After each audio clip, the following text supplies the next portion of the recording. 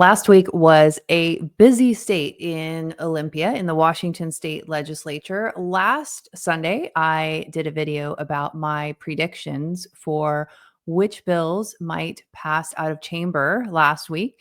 And so today I wanted to come back and take a look at where we sit with my predictions and some other bills that passed that you need to know about and what I think we can expect in the next few days here before the cutoff on March 12th.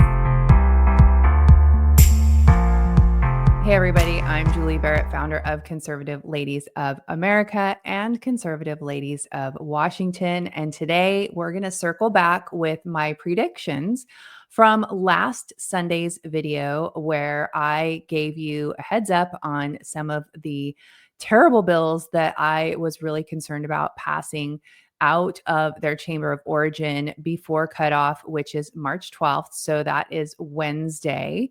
And so I figured we would come back and take a look at what has gone on over the last week in Olympia. Was I right? Was I wrong? And maybe some other bills that passed over the week that I think you might want to know about. So without further ado, let's dive in and see what we've got going on. So, first up, we have House Bill 1321. And this bill is about regulating outside militias. This bill gives the governor broad authority to determine if an outside militia could come into the state of Washington, perhaps for controlling the border, or if there was anarchy or a situation like the 2020 Chaz Chop situation in Seattle, they would have to have the authority of the governor to be able to come into the state of Washington. Now, one thing that a lot of people don't know is that in Washington state, there are no term limits for the governor. That means that your governor, who is Bob Ferguson, and he's pretty young, could be in power for a long time, especially when we consider the way that elections work in Washington state. So that's just something to file away. As of today, March 9th, House Bill 1321 has not come to the floor for a vote. There are a number of Republican amendments that have been filed on this bill, which would be debated if and when this bill comes to the floor for a vote. I do predict that it will be voted on before March 12th, and I predict that it will pass out of the House by cutoff on the 12th. So I'm sticking with my prediction on House Bill 1321. The second bill on my list is House Bill 1531. This gives the state broad authority to do mandates and restrictions and guidelines during a health emergency. This is a terrible bill. This gives the state authority over your local jurisdiction to do mandates. They could be vaccine mandates, mask mandates, social distancing. You name it. This gives the state government, under the authority of Bob Ferguson right now, and for the foreseeable future, this would give a lot of power and control to the state. House Bill 1531 passed out of the House yesterday, Saturday, March 8th. This is a terrible bill, and I do believe it is part of the setup for Washington as they prepare for their next healthcare emergency. So this is a really bad thing for the citizens of Washington state. So this is one that you're going to want to keep an eye on. I do anticipate it will easily pass through the Senate and it will be signed into law by Bob Ferguson. The third bill on my list is Senate Bill 5632, and this is an expansion of Washington state's SHIELD law.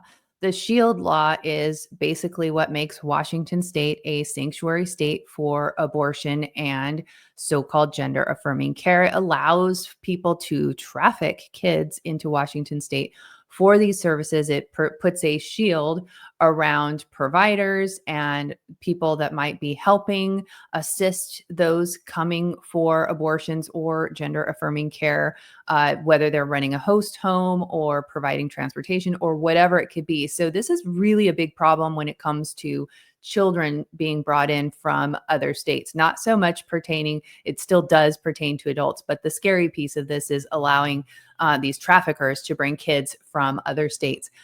The Shield Bill Expansion 5632 was passed out of the Senate last week and will now move over to the House. Next on my list is House Bill 1163. This is the permit to purchase a firearm bill. This is definitely the worst 2A bill of the session. I think that this is their prized bill as far as anti-gun bills go this session. This one, I do predict this one's going to go all the way. They brought it to the floor for debate at 11:30 p.m. on Friday night. They debated until sometime after 3 a.m., I believe. And then they adjourned for the rest of the evening. And then they came back early Saturday afternoon where they quickly voted on the bill. It was like a half-hour long debate and vote where it was passed and will now move over to the Senate. This is a terrible bill. And the Republicans brought some good arguments, but I think it's kind of the typical. You have a lot of white men making arguments about the Constitution and the Second Amendment. And while that is all very factual and very valid, I don't think it plays very well with the narrative of the Democrats. I mean, the Democrats are really making it like a white man thing. And I think there is a huge missed opportunity to come up with something more strategic to at least provide some sound bites that could be used for media or something like that. They are using good sound arguments, but they're just not effective against these radical left Democrats. And this is what we've seen over the last few sessions. So just to remind you, in 2022, Washington passed Senate Bill 5078, which is your high capacity mag ban. And then in 2023, they passed House Bill 1240, which is your assault weapons ban. And so now here we are with House Bill 1163. Also of note is Senate Bill 5098, which adds to the list of sensitive places where firearms are prohibited. That passed out of the Senate last week as well, with 2 Democrats actually voting against that bill, which was kind of surprising. But I think one of them for sure is in a district that just flipped blue. So he's in territory where he probably needs to be careful how he votes on some of these things. The next bill on my list is Senate Bill 5123. This adds more special classes to the K-12 schools list of protected classes. It adds gender identity and expression. It adds sexual identity and expression. It adds homelessness and immigration status. So these kids are now protected students. They get special treatment. It's all part of the gender inclusive schools policy. So this bill was passed. It will add more protections to the already awful gender inclusive schools policy. It's part of the theme that we're seeing in Washington with building up these protections for the LGBTQ people, the illegal immigrants, and the homeless people. There's a lot of other bills that are kind of outside of our scope of focus, but they all kind of play into this as well. So that bill moves over to the House next to repeat the process on the House side, where I imagine it will pass through there with flying colors as well. The next bill on my list is House Bill 1399, and this is what allows the Criminal Justice Task Force to decertify an elected sheriff, your county elected sheriff. The Criminal Justice Task Force is appointed by and overseen by the governor. So that would be Bob Ferguson. So essentially, this gives the governor power to decertify your constitutionally elected sheriff. This is a terrible bill. This bill, however, has not been pulled to the floor for a vote. It is on the calendar, and I do anticipate, I still predict that this bill will be passed. So I'm doing pretty good with my predictions so far. We still have a few days left to see if I score 100%. One bill I do want to tell you about that I think is a big problem is Senate Bill 5189. Now, this is a bill about competency-based learning. And a lot of people hear that and they think, well, that sounds really good. We want our students to be competent.